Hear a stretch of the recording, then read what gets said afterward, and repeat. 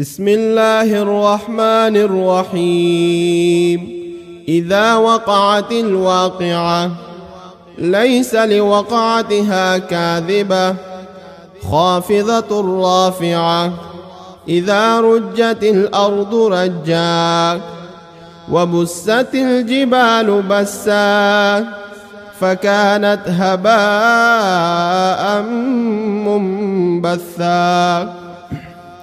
وكنتم أزواجا ثلاثة فأصحاب الميمنة ما أصحاب الميمنة وأصحاب المشأمة ما أصحاب المشأمة والسابقون السابقون أولئك المقربون في جنات النعيم.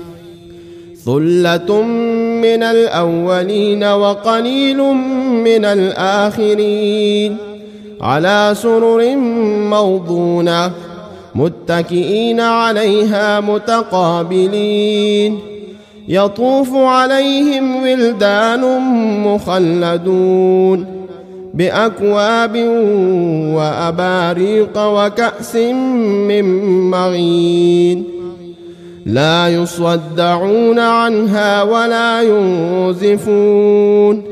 وفاكهة مما يتخيرون ولحم طير مما يشتهون. وحور عين كأمثال اللؤلؤ المكنون جزاء بما كانوا يعملون. لا يسمعون فيها لغوا ولا تأثيما إلا قيلا سلاما سلاما. وأصحاب اليمين ما أصحاب اليمين في سدر مخضود وطلح منضود وظل ممدود وماء مسكوب. وفاكهة كثيرة لا مقطوعة ولا ممنوعة وفرش مرفوعة.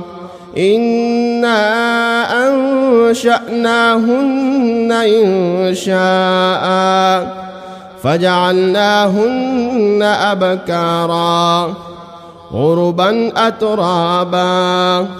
لأصحاب اليمين ثلة من الأولين وثلة من الآخرين.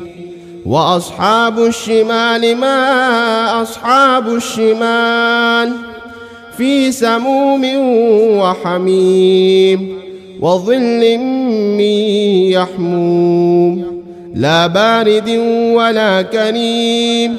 إنهم كانوا قبل ذلك مترفين وكانوا يصرون على الحنث العظيم. وكانوا يقولون أئذا متنا وكنا ترابا وعظاما أئنا لمبعوثون أو آباؤنا الأولون. قل إن الأولين والآخرين لمجموعون إلى ميقات يوم معلوم. ثم إنكم أيها الضالون المكذبون لآكلون من شجر من زقوم فمالئون منها البطون فشاربون عليه من الحميم فشاربون شرب الحيم. هذا نزلهم يوم الدين نحن خلقناكم فلولا تصدقون. أفرأيتم ما تمنون أأنتم تخلقونه أم نحن الخالقون.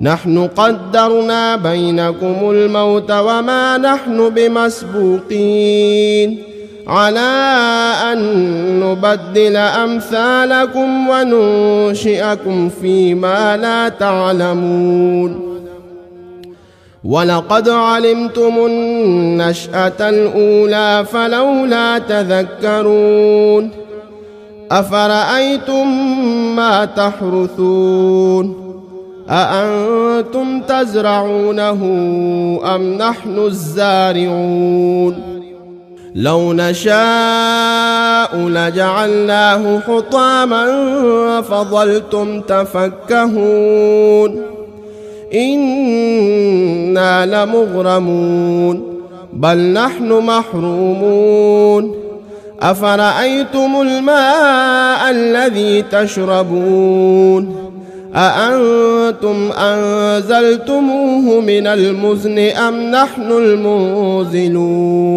لو نشاء جعلناه أجاجا فلولا تشكرون أفرأيتم النار التي تورون أأنتم أنشأتم شجرتها أم نحن المنشئون نحن جعلناها تذكرة ومتاعا للمقوين فسبح باسم ربك العظيم فلا أقسم بمواقع النجوم وإنه لقسم لو تعلمون عظيم إنه لقرآن كريم في كتاب مكنون لا يمسه إلا المطهرون تنزيل من رب العالمين